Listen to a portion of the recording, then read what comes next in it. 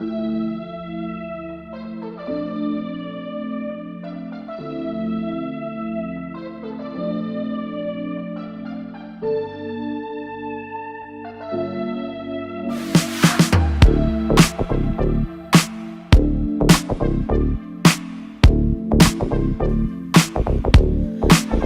be something beautiful.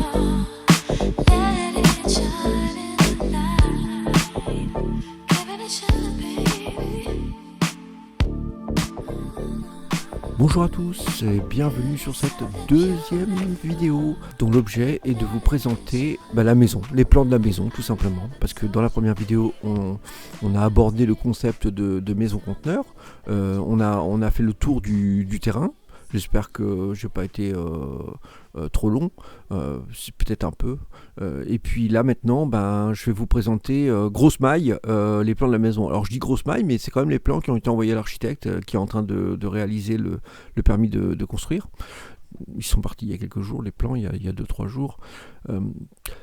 Donc je vais vous présenter la maison, donc on suivra le déroulé et puis on traitera chaque sujet spécifiquement dans une vidéo. Et à la fin, on fera le tour du propriétaire et il y aura aussi une vidéo sur l'économie de la maison, c'est-à-dire qu'est-ce que ça m'a coûté poste par poste. On essaiera de faire une synthèse avec les coûts, les difficultés, voilà.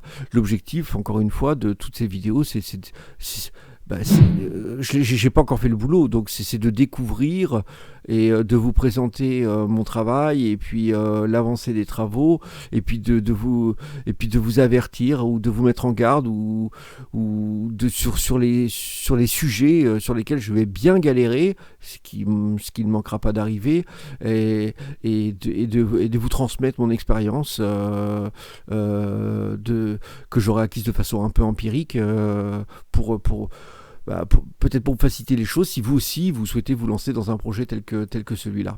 Bon, alors pourquoi une maison si grande, vous allez me dire, parce que là la maison elle est grande, elle fait environ 300 mètres carrés brut, c'est-à-dire que net, quand vous avez retiré toutes les cloisons, le garage, les gaines techniques et tout, elle fera peut-être plutôt 250 mètres carrés.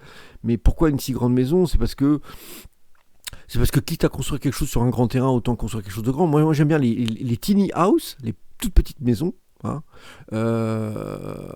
ou les grandes, mais j'aime pas trop les maisons de taille intermédiaire. Donc pourquoi une grande maison ? Parce que j'ambitionne peut-être de la louer, on sait jamais, c'est peut-être pas ce qui est prévu a priori, mais pourquoi pas, auquel cas ça me générera des revenus fonciers et puis bien plus important avec une grande maison et une piscine parce que j'accueillerai beaucoup plus de monde que si j'avais une tiny house.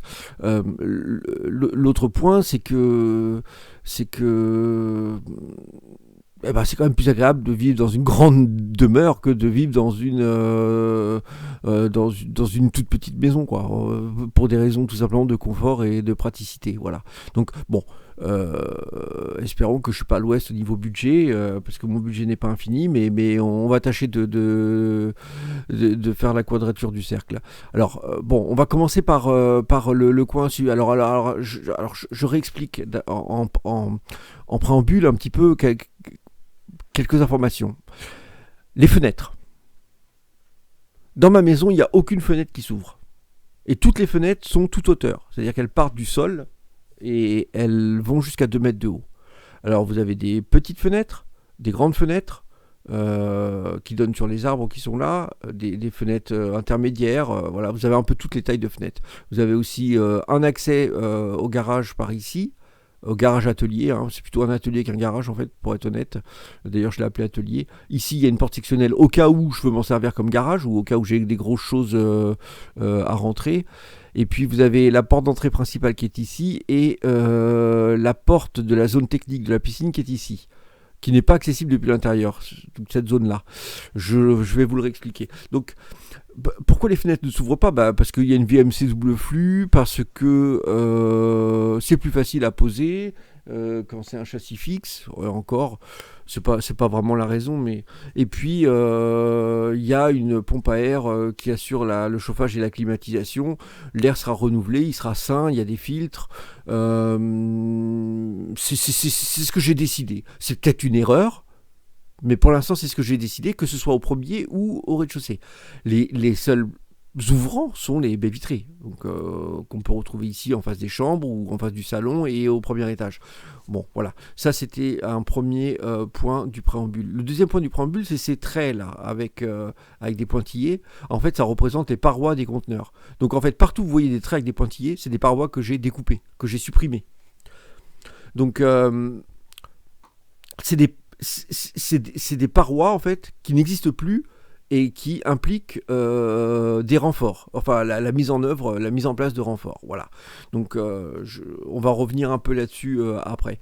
Donc si on commence par en haut à gauche, on a donc un atelier. Quand vous rentrez dans la maison, on va d'abord expliquer ça. La maison, en fait, quand vous rentrez, vous avez une vue sur toute la largeur de la maison. Ça fait 23 mètres. Et ça se termine par une baie vitrée qui donne sur des arbres. L'idée, c'est d'avoir une impression de grandeur et puis quelque chose qu'on n'a pas l'habitude de voir.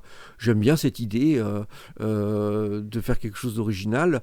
Et puis au milieu se trouve la pièce à vivre, composée de la cuisine. Donc vous avez aussi une grande baie vitrée là de 2 mètres par 2 mètres. Et puis la cuisine, la salle à manger, le coin salon, un cellier et puis l'escalier pour monter au premier niveau. Quand vous êtes là, vous avez une vue de part et d'autre. Alors peut-être qu'il y aura des arbres, je veux dire quelques plantes, enfin des arbustes, c'est ce que je voulais dire. Et puis peut-être pourquoi pas une petite table avec 2 clubs ici. Enfin, il y a sûrement de quoi faire quelque chose de sympa, sans surcharger. J'aime bien le côté un peu minimaliste, moi, des choses. Donc, si on part en haut à gauche, on a donc on rentre par ici, on a donc un accès. Alors, je vous explique aussi une chose, c'est les portes. Les portes qui sont distribuées par les 2 grands couloirs. Enfin, par les 2 grands... C'est pas des couloirs, ça fait 2,35 m de large, 2,40 m, même 2,50 m même, je crois. Ce sont des zones de circulation, voilà, des grands ou des couloirs géants, des couloirs Gulliver. Et alors pourquoi les portes sont en retrait ? Parce que j'aimais bien l'idée que quand on se trouve ici ou là, qu'on ne voit pas de porte en fait. Et donc les murs vont être agrémentés de bibliothèques, de zones où il va y avoir un tableau, une affiche, des livres, des bibelots, enfin voilà, de la déco. J'aime bien la déco. Donc voilà. Et donc j'aimais bien cette idée qu'on ne voit pas les portes à aucun endroit. On ne voit pas de poignée de porte. Voilà. Il faut arriver ici pour voir cette porte-là ou celle-là. Voilà. Bon, ça permet aussi de renforcer l'intimité des personnes qui circulent dans la maison. Voilà. Bon.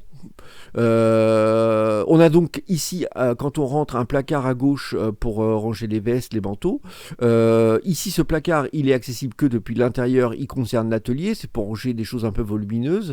On a ici la cloison du conteneur qui n'a pas été découpé, et donc on a ici toute une longueur 4,50 m d'étagère, 4,35 m, et puis on a la même chose sur la paroi dans la pièce technique qui est là, qu'on va voir dans un instant.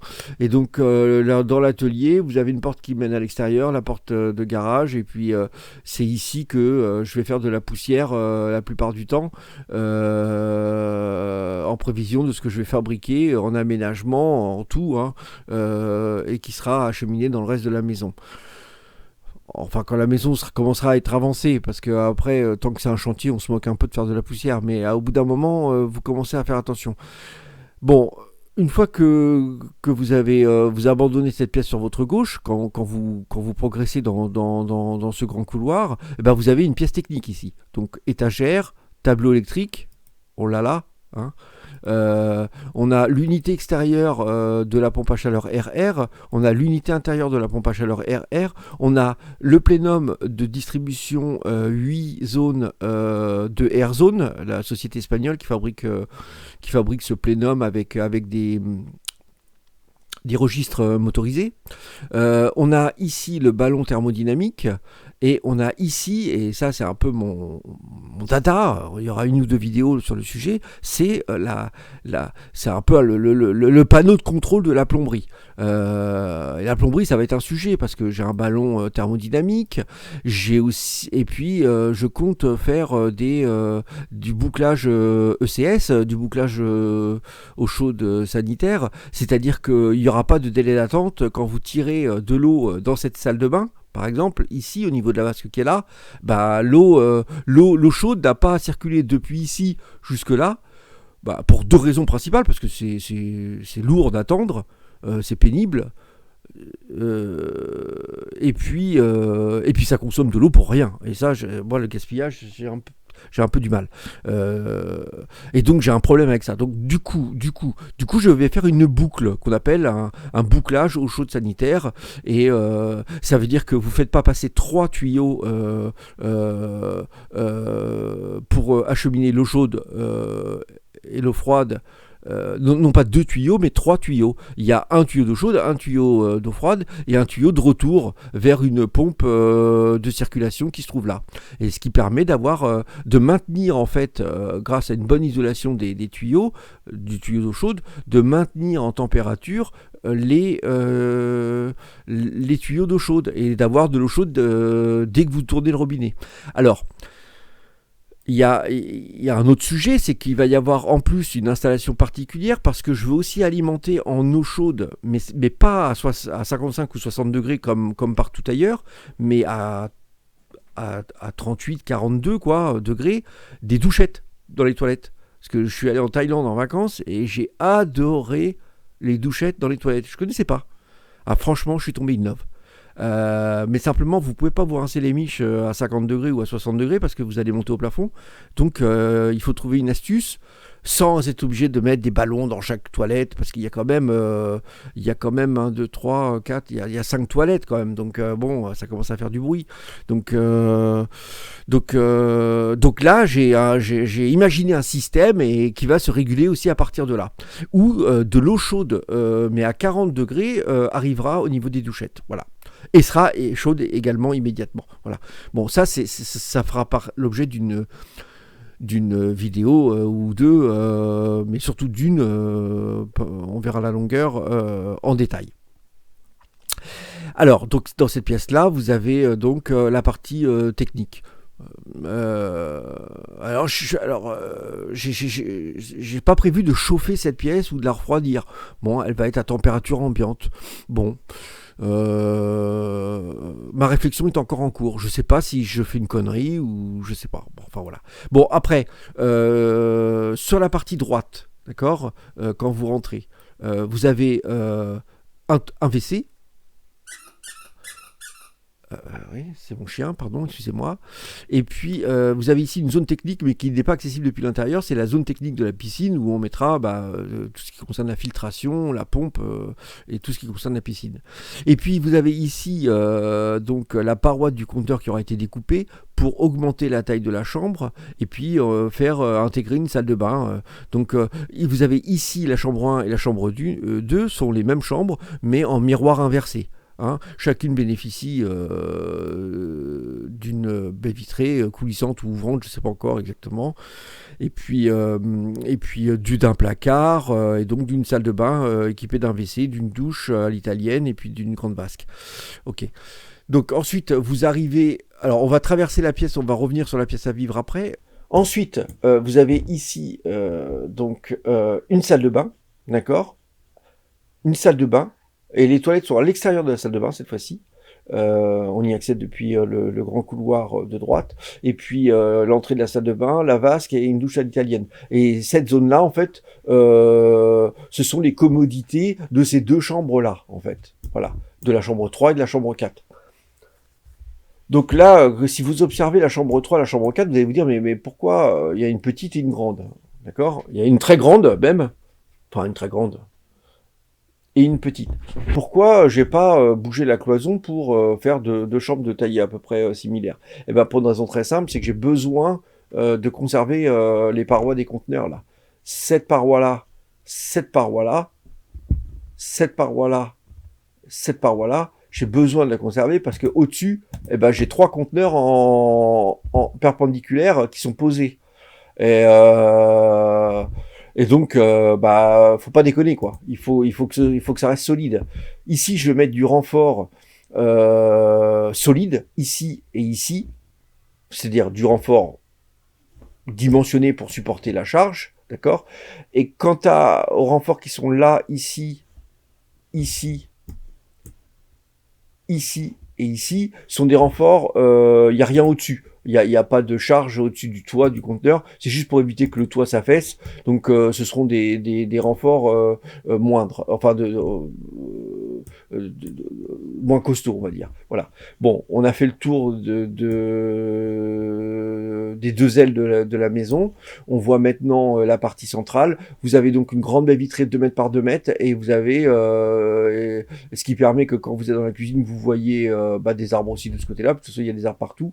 Et puis vous avez ici les meubles de cuisine. Vous avez ici 2 bars. Un, il y aura l'évier, l'autre, il y aura des plaques, et où l'évier sera là, et puis les plaques seront là, peut-être. Et puis là, il y aura des tabourets, il y aura la possibilité de manger au bar. Si par exemple il y a des enfants, ils peuvent manger au bar, les parents peuvent manger là, enfin voilà. Ça c'est la table de la salle à manger, ça ce sont les canapés, et vous avez un cellier qui est ici avec la zone étagère ici. Zone étagère ici, zone étagère ici. Voilà. Ensuite, vous avez un escalier. Alors bon, moi, je suis pas je sais pas le faire. Je vais apprendre à le faire. Ou je vais sûrement même m'en mordre les doigts, mais j'ai l'intention de le faire, de fabriquer cette maison en autoconstruction le plus possible. Alors, il y a bien des choses que je vais pas pouvoir faire, ou seulement à moitié, ou pas du tout. Mais par exemple, l'escalier, bah, si il était agi de faire un escalier balancé, j'aurais jamais pu le faire. Trop de temps, trop compliqué, trop délicat. Donc du coup, bah, sur les conseils d'un ami, j'ai fait un escalier quart tournant avec palier. Comme ça, c'est beaucoup plus facile à faire. Ça, je peux le faire moi-même. Mais l'escalier balancé, je peux pas le faire moi-même. Bon, donc ça, c'est l'escalier qui mène au premier niveau. Et puis vous avez devant une grande terrasse, et la terrasse, bon, elle est pas symbolisée là, mais la terrasse, je sais pas comment je vais faire, mais la terrasse, elle va peut-être faire ça, je sais pas, elle va venir englober la piscine, voilà. On passe au premier niveau. Donc là, le premier niveau, c'est quoi la fonction du premier niveau? Bah, le premier niveau, c'est un petit peu mon coin à moi, quoi. C'est-à-dire qu'en fait, c'est le salon d'hiver. Ici, il va y avoir une télé et un insert. Ici, il y a une bibliothèque, la table basse, 2 canapés. Dans ce coin-là, il va y avoir une réserve de bois pour l'insert. Les 2 baies vitrées qui donnent sur la petite terrasse du premier étage, qui permet de desservir les 2 giga-terrasses à gauche et à droite, qui font chacune 66 mètres carrés, qui sont les toits des containers du dessous, en fait, tout simplement. On va mettre un beau garde-corps inox et verre tout autour, là. Reste à décider si je mettrai une main courante en bois, ce que j'ai envie de faire, ou une main courante en inox, je verrai. Donc ici, on a une chambre et puis une suite parentale, hein, avec les placards, les étagères, les petits renfoncements éclairés pour y mettre des bricoles, des bibelots, et puis la douche à l'italienne, la vasque, et puis les WC. Voilà. C'est une chambre donc de 18 mètres carrés, c'est ça, c'est très sympa. Ça va être très plaisant à vivre. Bon. Donc là, on a fait un peu le tour. Alors là, c'est pareil, hein, les fenêtres qui sont là, ne s'ouvrent pas. Hein, c'est du châssis fixe. Donc voilà, bah voilà, on a fait le tour de la maison. J'espère que ça vous a plu. C'était un petit tour succinct. On passera selon le déroulé. On va commencer à traiter les sujets les uns après les autres et puis on aura l'occasion de rentrer bien plus en profondeur dans les détails de chaque sujet. Voilà.